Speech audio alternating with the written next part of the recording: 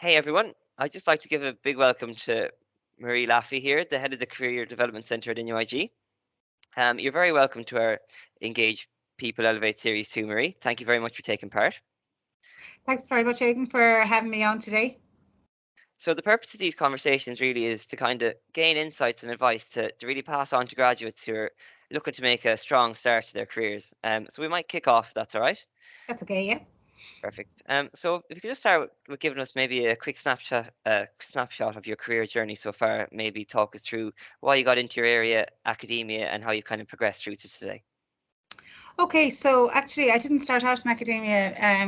I did a degree in computer systems in UL and graduated in 1991. So when I graduated, then I really started off as a graduate software developer in those days, and worked my way up through for over 20 years in the sector, and was a senior manager, project manager, program manager for large multinational corporations. And in one of those, my last role in the private sector, one of the roles I was given was to set up and establish a graduate training program. It was actually called GIFT, and so that I was asked to take it on board. We're opening an office actually in Galway. I'm from Galway, so it was a great opportunity to come back. And it was a graduate program where we hired in 20 graduates a year on the program, but the unique aspect of the program was that I developed along with colleagues, but I led the development of a submission to HETAC at the time to accredit the program as a postgraduate diploma in web development level 9, and it was the first time we were very successful in getting actually that accreditation, and we were the first employer really outside of academia to actually get accreditation for a graduate program. And it was a great carrot for graduates who will come in and not only spend a year training on the program, but also at the end of it they were walking away with a postgrad level 9 qualification. So it was really my involvement in that, and my involvement with grads and helping and preparing them and supporting them throughout their year on the program, that I really started to get an interest in academia and in career development. And so part of me was thinking, I'm really interested in this. So I went back to NUI Galway and I did a degree in education and training. And it was really at the final year of that, I sort of felt, well, I had to either jump now or stay, and pivot, as they say, into a different career. So I decided actually that I wanted to do that. And it made sense from a family perspective as well. For me, it just made a lot of sense that, having spent 20 years in industry, and I love the technology sector, but I just wanted something different. For me, it was about, I could see the immediate impact when you work with graduates, and I could see that immediate impact. And rather than, I was developing systems or managing development systems, and, you weren't seeing the impact at a customer level. You weren't seeing that. And I wanted to really change and make that difference. So that's why I went back and did the degree. And I started actually working with NUI Galway's Career Development Centre here, really initially as an employer coming in and because I was recruiting heavily here for the programme, delivering employability workshops, in terms of CV, interview skills, developing your brand thing and so on. And it was really from that then that I started really connecting in with the Career Development Centre. And once I sort of left the technology sector, I kept my hand in that, and went back and decided then, rather than doing, say, a master's in education, I actually really liked the career guidance piece. So I actually went back and did a postgrad in adult career guidance and counselling, and then followed, that was level 9, and then followed again later with the master's in career guidance. Went then in 2016, got a position to manage the student delivery side for a year in the guidance side of the Career Development Centre, and then 2017 I got the role of our work-based learning manager. So that's managing all of placement. So there was quite an initiative to roll out placement across the university. We had certain targets we had to achieve from the HEA, and that was my role, really, to bring everything together, consolidated. Placement was, siloed in different colleges, and was really bring it all together, compliance and so on. And so from there, I was the work-based learning manager for, I think it was 4 years, and then last year I had the opportunity to move into head of careers. So I've been the head of the Career Development Centre now for the last, I'd say, since February February 2021. So really enjoying it, and you know, and I always leverage actually my technology background, and you know, with COVID and the disruption COVID brought, really bringing in AI technology and my love of technology into the role and how it can complement that. So like even for example, we have a tool that students use for building their CV, and we have almost 60,000 plus run throughs of that tool already. We could never offer that service, you know, to students. So so that's where, you know, bringing my, I suppose, background in technology and aligning it with then the career guidance piece. So I suppose that's the quick snapshot of myself in terms of my career and what has led me here today. Look, you seem to have had a brilliant career so far, so hats off there. I'd like to really touch on the fact too that you pursued your interests and followed your passion. So you kind of Yeah, left absolutely. what you knew behind the technology sector in pursuit of something that you knew you'd enjoy. And I think that, you know, it's important to touch on that too, to always do something that you'll find fulfilling. And although you might be successful in one industry, it's great to be able to pivot and have the courage to do that. So I think it's important to highlight that piece as well. Oh, absolutely. And I think, you know, it's important that you're working on something that you're passionate about, you know, that you have that interest, because that's what's going to get you in there every day. That's what's going to motivate you every day to succeed, you know. And for me, I was able to leverage a lot of transferable skills. You know, I was very senior manager in companies in terms of project management. And so I was able to pivot those skills in terms of, and so where my learning was in learning how academia works, how higher level, third level education works. That was my learning piece. But I could bring a lot the industry experience, and I found that actually even with students, they love to hear those stories in industry. They love to hear that real life experience from you. So yeah, absolutely. I really would stress that it's you're what you're passionate about. And I think we're seeing that with our students today, you know, and our graduates. For them, you know, they're motivated by making a difference. They're motivated by, you know, for companies like, you know, what are you doing to make a difference? How can I make a difference? And they want to see that. And that's because they're passionate about something, you know. So I definitely would recommend that students really look at that, and graduates, and think about, you know, will they be excited about this role when they get up in the morning and they see themselves in this position. And to me, that's what I just wanted to make that difference and see that impact I was making, you know, because, you know, you're building, for me, I always feel the student is centered, absolutely centered everything I do. And I'm building capacity within them to be agents in their own career planning, be agents in what they want to do. And so that's, you know, I totally agree. It's all about that passion, and that's what drives you and motivates you in your job. Perfect. And I think it's great that you've been able to lean on that prior experience to kind of drive that in your current role. And I suppose just touching in on that prior side of things, what kind of challenges did you experience yourself when you were a graduate? So when a long time ago, I, you try to skim over it, 1991. I actually came out in a really difficult economic climate. The Gulf War had started, and so it was a very, very difficult climate. And also, I was coming out as a software engineer, and when we were only beginning to look at, you know, in terms of, I suppose, e-commerce and so for me, for example, I had actually secured a job before I graduated, and was all set to start in September in that position in Dublin. And basically, unfortunately, because of the economic climate, the company lost their budget for the post. And so, you know, it was obviously, you know, you have to show that resilience, pick yourself up, and I had to go back out again and start searching. And I was lucky enough then to secure a post with actually Quinsworth, and they were beginning to automate their retail services. They're, you know, in terms of bringing automation into their registers, into their scales, and down into the stores. And it was just fantastic experience. So I actually think things happen for a reason, because for me, it was really, you know, in terms of that other role falling through, I don't think I'd have started on my career path of where I am today. So so for me, it was a challenge. It was very difficult to come out and get roles. You know, we were not getting the roles. Some people were taking a year or more to get those roles. But I think for me, it happened for a reason. And because I had excellent experience, I got excellent experience in my first role, and I'm still very much in contact with people in that position, you know, in that company that it's Tesco's now, but, you know, they've dispersed out into other companies, and will still be in contact with them. And the experience that I got there was invaluable, you know. So you have to look at your challenge, and you have to think how you're going to you know, how you're going to pick yourself up, how you're going to plan. You know, we all get those challenges, and it's you know, employers will say the biggest and most important skill for them at the moment is that adaptability and resilience, and be able to, you know, not, you know, you will get knocked down, but it's to be able to show that resilience and pick yourself up and say, okay, go after what you want, you know. And for me, that was definitely something that I had to do when I first came out, you know, of college.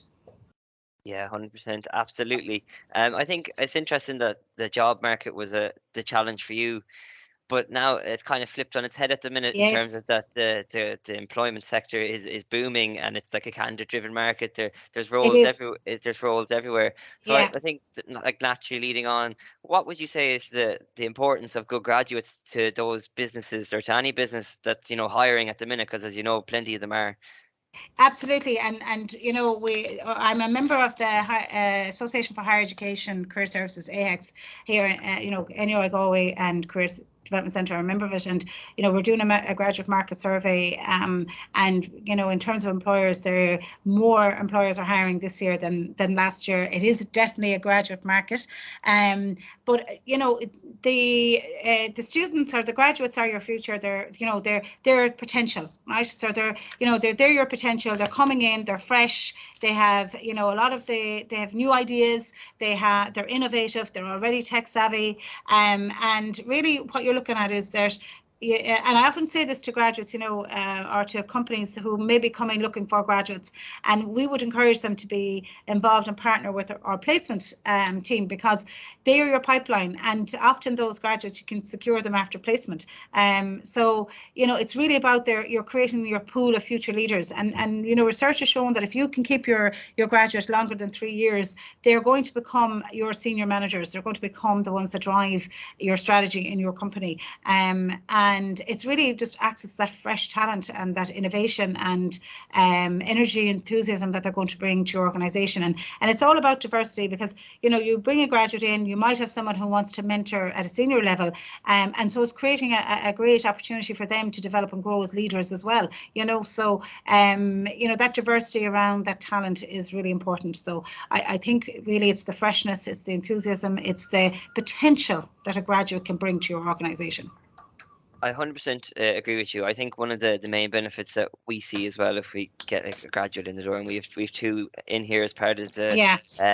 the national recruitment internship, is that the difference in perspective, that diversity, the Oh, kind of a absolutely. fresh pair of eyes, and you know, they have a different solution to old problems and things like that, and it's just Yeah. very really Yeah. refreshing sometimes, and I Yeah. think that's And a huge benefit. it is challenge, you know, they challenge, right? And they Of course. challenge, and they look at things differently. They look at different perspectives, and you know, many of them could be your customers or clients that you're trying to develop for as well, you know, when you're trying to work with, and they're bringing that perspective with them. And you know, one of the things we're trying to do here in careers is nothing for students without them, nothing for me without me, you know, resources for students developed by students. And you know, that's even the motto that employers can think about it, bringing in that fresh potential, that fresh talent, that could be their future leaders, you know. 100%, I agree with you. I suppose if there was one piece of advice you could give a recent graduate who maybe wants to, you know, follow the less traveled path of getting into academia, because I know a lot of people do, but you know, the vast majority don't. Yeah. I think that it's, I think go into industry first, right? I think it's going into industry first, learning your craft, building your skills. Particularly in my job, I find that because I can leverage real work experience examples for students, they pay more attention to it, and because you can talk about scenarios or situations that I have been in terms of, for example, in my post, I could be working with students about interview skills, and you know, I use storytelling actually as for interviews, and help students, you know, craft their stories. But my stories are coming from my work experience, my experience in industry. And so I think for me, I think that it's really important that, you know, that students can actually get that live experience first in industry, so that they can bring that in. And and we were talking earlier about an initiative going on for student science teachers with DCU, and we're going to partner with them in terms of putting our science teachers out in the in industry, so they can bring that industry into primary level and secondary school experience, because it's invaluable, and it's bringing that real world experience for us into academia and into, if they're interested in career guidance. So I would say go out into the industry, hone your skills, hone your craft, and then, think about then if that's something that you want to do, coming back into academia. I think what's interesting based off your point is that when I was doing my BCom at NUIG, the lecturers that I found most interesting or the best at teaching were the ones who had gone out and been in companies and industry beforehand. They were always the ones who were able to, captivate, and you'd actually leave those lectures thinking you'd actually learn something that you could use going forward. Exactly. I totally agree, Aidan, and not only that, but they still remain probably with their links in that industry, and often would bring in terms of master classes or guest lecturing, because they've remained those links in industry in their network. So so I would say get the industry experience first, because it makes you better in terms of the stories that you can share with students. Perfect. So for those looking to go out into the big pad world and into the industries, what would you think are the biggest challenges kind of facing those new graduates over the coming years? And we said there earlier that the market is very good, but we're hearing, a slump is coming or recession is coming. But even aside from that, I think the last 2 years has been very difficult, and it has been, in terms of the mental health well-being of our graduates, has been a challenge. And we all know the world of work has changed. It's still changing. We still don't know what it is, what it's going to be. It's very uncertain. And if you think about it, we hear this phrase like the new normal, and we don't even know what the new normal is. And so I think our graduates are coming out into uncharted waters in terms of what that new normal is. They don't even have a benchmark or a reference point of what it was like for their graduates, say 3 years ahead of them. They're really in that. So I think it's the challenge there is to be able to navigate that.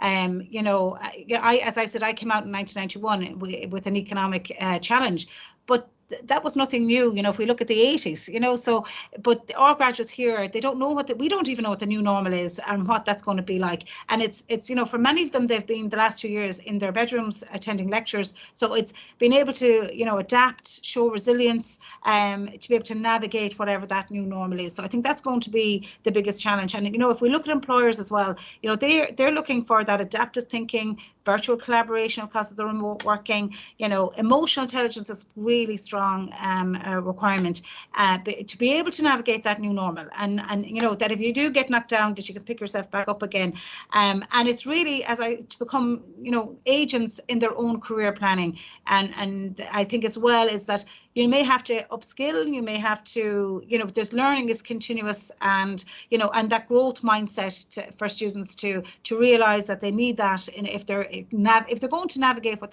this new normal is. And as I say, many of us, we don't even know what it is, what it's going to be like. But COVID has been the huge disruptor in terms of the workplace, and many companies are still trying to find what that is. So they're going into that, and they have to be able to navigate that. So it's really having those skills like resilience, adaptability, and so on to be able to help them do that. Yeah, 100%. I think it's very much unknown waters for new grads over the coming years, and I think having the ability to kind of adapt in the face of adversity is going to be massively important for them. I suppose just having touched on that, then, do you think there's anything graduates kind of need or could do to combat that effectively, to give them a better chance of securing their dream role, so to kind of combat the unknown in a sense, I suppose? Yeah, and I think, it's, for many might say, well, I spent 2 years in remote learning in my bedroom, but construct their story, in terms of, how did they demonstrate the resilience of that? How did they cope with that? And so being able to understand and being able to articulate that, employers would be impressed, because it's going to show that resilience. I think, for us, well, we support graduates for 3 years after graduation. Leverage your career services. If you're unsure unsure what you want to do, if you're unsure your next step, if you need help in applications or CVs and so on, we support that, and we support graduates. And now I know we're 3 years. Some universities might only be 1 year or 2 years, but we offer that 3-year service. And I think it's then looking at if they're maybe they're going in, not just as graduates, maybe they're going into their final year now. Have they done a work placement? Are they stepping outside their comfort zone? We have an employability award here in NUI Galway, and so there's 5 pillars that demonstrate, and it's all self-directed, it's all self-learning, that they're really doing something that makes them stand out. That's because how do they get themselves distinguished from somebody else? And the key thing is, how are they going to articulate their skills to employers? How are they going to show, well, yeah, I was in my bedroom for 2 years on online lectures, but this is what I did and this is how I coped with it. So being able to articulate that to employers, because that's what employers want. They want that person who can show that resilience and show, in terms of demonstrate how adaptive they are, and so that, ultimately that they'll be a potential employee for them. Yeah, I guess in an essence, it's creating that story in terms of Absolutely. having a strong online presence, which is obviously something that graduates can do to kind of go above and beyond, like in terms of just that bit extra. But would you think there's anything else that maybe a graduate could do to give them a stronger platform for next time if they did fail to land their dream role initially? Because unfortunately, although there's plenty of roles out there, not everyone gets the one that they've been dreaming of at the very first hurdle a lot of the time. Yeah, absolutely. And I think that, first of all, I would say always seek feedback, right? So seek feedback. If you didn't get your dream job, what, HR managers, if you can access your scoring or interview feedback, if they will give that, it's really important to see what that is, because if there's something that you need to upskill and you missed out on something, I fully recommend LinkedIn Learning, and there's lots of online courses there that you can do. And the thing about LinkedIn Learning is that if you do the courses, they're added to your profile, and when a recruiter or business is looking for someone, and you may have done something maybe in presentations or communication skills, or even resilience, we've been talking about it, your name comes up higher in the search algorithm than someone who hasn't, right? So that's, so it's promoting yourself on that online presence. And there's a hidden jobs market as well. So it's really about creating your network, and it's about looking at your family, your friends, your doctor, your dentist, your alumni from the program. I mean, you're there, Aidan, and you've graduated a number of years, connecting with those alumni members, because they have, they look fondly back at the program and they want to help students or graduates who have done the program similar to them. So connect with them, but just don't send a connect request. Say, introduce who you are, make it personal, and say you're open for opportunities and what skills you have, so because that's how employers look first. If you think about a pyramid, employers are on one side and they're looking at, does anyone know anyone good for this role, and then recommendations from agencies or whatever, and then it's only really at the recruitment end, that they come to advertise, where we think about ourselves and we're coming down the other way. We're looking at the jobs online, we're looking at the recruitment agencies and so on, and we're not leveraging our contacts. So I would be saying, have a strong online presence, like things, attend live webinars. If there's webinars going on for particular organizations or companies or sectors, attend those, sign up, they're all free. And you're hearing and you're gathering information of what employers are looking for, or organizations. I met a student recently, and they were sending out their CV to a particular role, and they were sending the role was a generic CV, and it's really also picking your employers and targeting them. So for example, for this particular student, before they applied to the employer, I said, okay, let's go out and have a look at the website. Let's see what they're looking for. And they were looking for, their tagline was #changemaker. So I said, how are you going to show on your LinkedIn profile, in your CV, that you're a change maker? How do you affect change? That's the story you need to tell, and that's the extra that you need to do to get shortlisted, and then be able to tell your story in an interview. So it's about, leveraging that hidden market, that jobs market. It's about, attending webinars, maybe upskilling on LinkedIn and leveraging the algorithms there to your advantage, and also then in terms of that personal connections that you might gain through that, and then leveraging your help from careers or your career services. Look, 100%, I agree with everything you mentioned there. But just to give a personal example that I think is extremely relevant is that while I did graduate from NUIG a number of years ago, I only graduated from my master's last year. So I am, I suppose, a recent grad as well. And just to say that since I graduated, I've actively built a really strong online profile and an online presence, and actively built a network. And the immense benefits and doors and opportunities that network has opened has been just massive for me personally, and the amount of events I get invited to, like, it's just ridiculous now. And also the job opportunities and things like that you get floated. I couldn't recommend that strongly enough. I see it as a huge opportunity for new graduates to get ahead of the curve. So that's kind of one of the biggest opportunities that I see personally.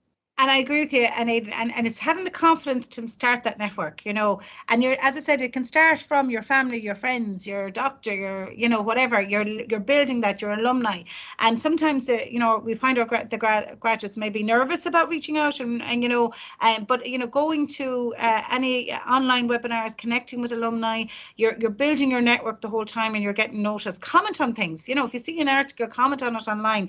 That's you're someone is saying, oh, actually that was a really good point. So building that and building your network, and I think for some graduates they are nervous about it, but the thing to note is that everybody's very welcoming. Everybody wants to help. Employers want to help. Alumni want to help. I mean, we get reached out from alumni who are saying, I've graduated, whether it's master's or undergrad, I'd really like to give something back. And so not to be afraid that you're going to be rejected, because everybody wants to help and everybody is very welcoming and supportive. So for graduates to know that, because initially they can be nervous about doing that targeting. And for me, I would say, map out your top 10 companies that you want to work with, and research those, and who's in them. Do you know anyone? Is there an alumni in there? And reach out directly to them, and don't be afraid, because they do want to hear from you, and they're very supportive. I couldn't agree more. I've never had a negative reaction to any of my outreaches. Everyone is genuinely looking to help, and I think that's a huge opportunity that any graduate should leverage. But just moving on then to a relevant point, I guess. I know we've said that's a huge opportunity, but what do you see as the biggest opportunity for new graduates? I think, we say the market is very good, and so yes, there are jobs out there, and there are salary increases, and even for the people in their early careers, I'm hearing from employers that in terms of the opportunities that they're getting. I think that it's the shift to remote working. I think that's the biggest opportunity, because there are no borders now, right? So you're not restricted to your location. You could apply for a role that's in London or New York or Australia or wherever. That in terms of that, it's 100% remote working. So I think that's a great opportunity, that you're not limited to Ireland. That and vice versa. It goes both ways, but it's a huge opportunity if they're looking for, particularly that global experience. I think what COVID has done in terms of accelerate that remote working, and I think companies have realised that they particularly with the accommodation crisis.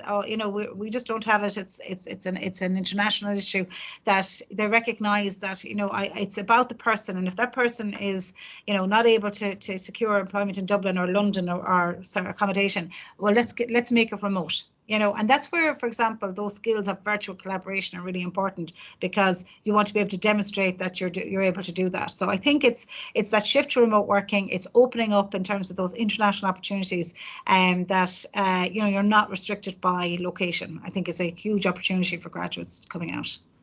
Yeah, I suppose in essence, the world is literally your oyster. You can Absolutely. get the opportunity to collaborate with a colleague who is living in a different part of the world, has a different cultural perspective, and it'll open up your world to a lot of new directions for down the line, if you ever chose to go that way. Absolutely, and you mentioned there about culture, and that's one of the sort of, I suppose, key skills employers are looking for now, is that cultural awareness and that global citizenship.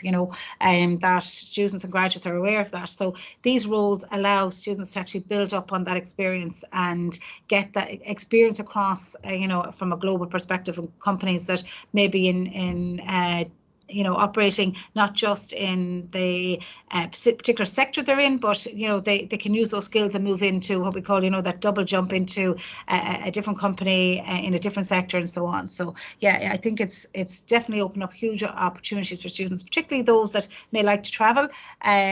But can still work remotely and maybe get opportunity to travel then as well from that. Yeah, 100%. I think that the opportunity to travel is obviously a hugely attractive piece for a lot of the younger generation, I think. So I suppose with all that talk kind of around the new generation and Gen Z, what would you say that the best graduate employers are doing to attract new graduates and the new generation? Because obviously there's been a bit of a shift in values wise since COVID and whatnot. I agree with you, and we're seeing that with the Great Resignation, aren't we, in terms of the shift in values and people thinking, their own values and their balance and life-work balance is more important now.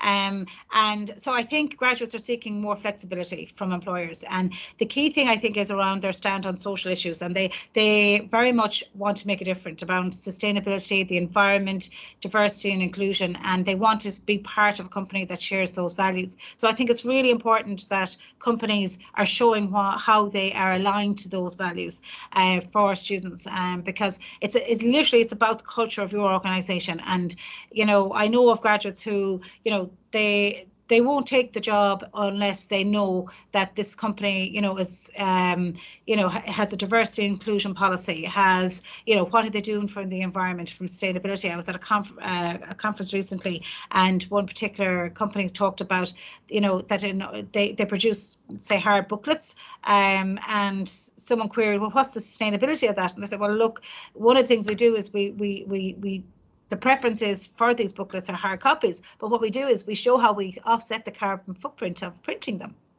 So we want to be able to, I think graduates are looking to see what are employers doing in that space, and is it a welcoming diversity, inclusion, what's their policies? And a lot of employers actually will come to us and say, I had an employer, for example, who was looking to hire students with disabilities, and they said, can you review our job description and see is it inclusive, what's our language like? And the language actually was they were looking for somebody that was strong communicator and get up and go and whatever. But if you're coming from a neurodiverse spectrum, that's going to really put you off in terms of applying.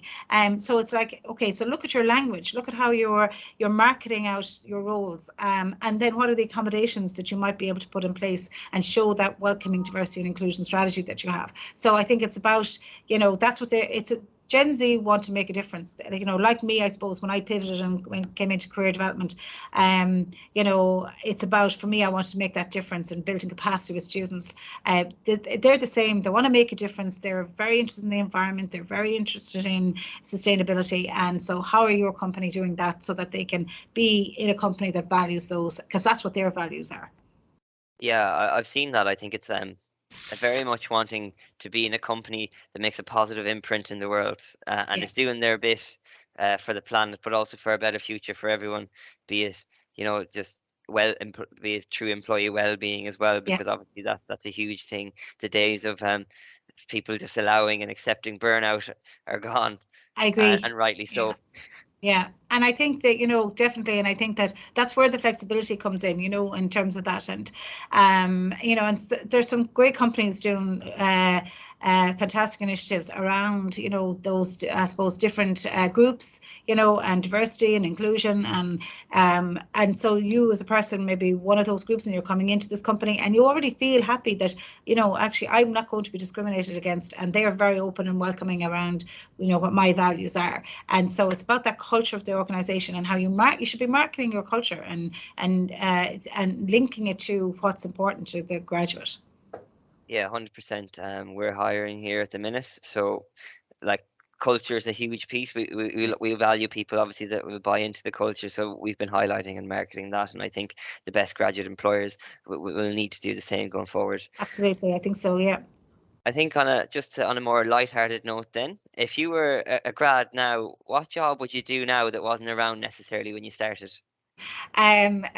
So I posed that to somebody, and they said to me, "Oh, an influencer." But I suppose if I think about, I came out with a degree in computer science. For me, I loved AI technology and augmented reality, and I suppose I'd look at that because I think it offers huge potential, going forward in terms of for every business, and even for ourselves, we're using lots of AI tools here in terms of mock interview, CV building, really trying to incorporate AI into the service that we deliver here in NUI Galway. So that's where my interest would be. So I suppose we touched on AI 30 years ago when it was in its infancy. And so for me, I think artificial intelligence, augmented reality is something that I would love to do. And actually, it's funny you should say that, because I was even checking out a course around that to see how I can even return a little bit to learn it as a manager, and how I can bring that into my organisation. So it's funny that it's nearly come full circle, that I want to go and study something in that I can leverage as a manager into my own organisation. So yeah, I suppose that would be a bit of a nerd that way, Aidan. But look, Marie, thanks so much for giving us your time today. No, I think I absolutely enjoyed it, and best of luck with your series. I think it's a great initiative for our graduates. Thank you so much. Look, it's been a thoroughly enjoyable conversation, and I think there's been plenty of helpful takeaways for graduates here, to be honest. So thanks a million. Thank you, Aidan.